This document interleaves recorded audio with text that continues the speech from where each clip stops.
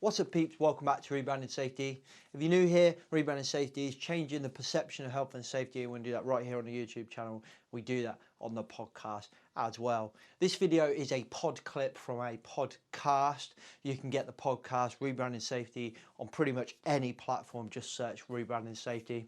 Rebranding Safety is sponsored by Paradigm Human Performance HSE subscription service, the perfect solution for those of you in small, medium-sized enterprise that feel like you're just spinning loads of plates all the time. Without further ado, let's get into today's pod clip. Because when you do safety culture assessments, you are interviewing individuals and doing focus groups and talking to managers. And I'm telling you, if you do that for 10, 12 solid years, you don't even need to do culture assessments anymore. You walk into the facility and you can pretty much tell what's going on. And but of course, you wouldn't make any money that way,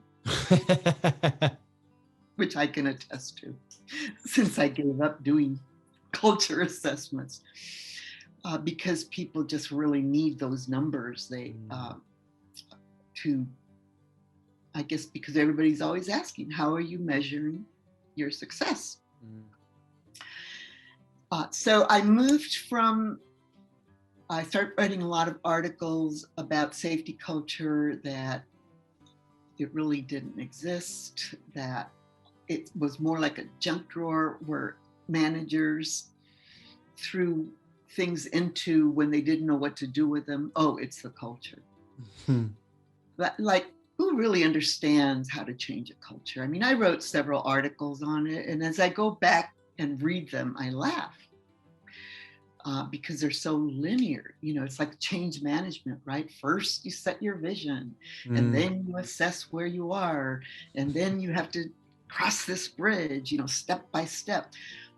And of course, 70 or more % of these efforts fail because they don't take into account the significance of leadership. We pay lip service to it, but we don't really understand the whole dynamic that they play in that, and that the people who are their followers, in fact, play a key role in the way they talk to each other, in the way they treat each other, in the development of the culture, which is recreating itself every day in the way you and I interact. We are creating and adding to, or we could be changing the culture of podcast interviews, right? But it all depends on our interaction. And then somebody else has to watch and say, oh, wow, James did that new thing, and it seems to, I really liked it. And then they start doing it. And then the next person starts doing it. See, so that's how culture changes. That's how it changes. And that's why we're not successful most of the time, because we don't really work at that level. We don't have the patience. We don't build the relationships so that I can trust you enough to try something new. It doesn't come out of the blue. It doesn't come out because I commanded it. It comes about because you and I have a relationship and an understanding about what's important and where we want to go. So that's where I am now. That's why I wrote my book, The Relationship Factor in Safety Performance.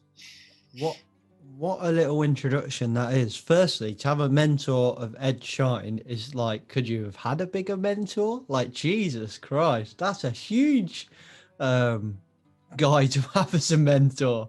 Wow.